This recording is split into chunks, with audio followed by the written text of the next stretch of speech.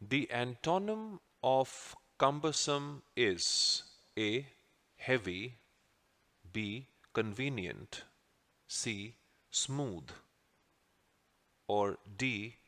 Automatic. Now, the word cumbersome actually means bulky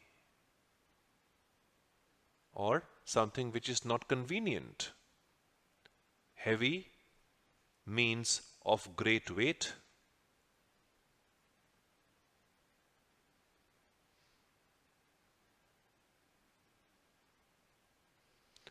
Convenient means suitable, something which can be done without any trouble. Smooth means level or flat. Automatic means mechanical.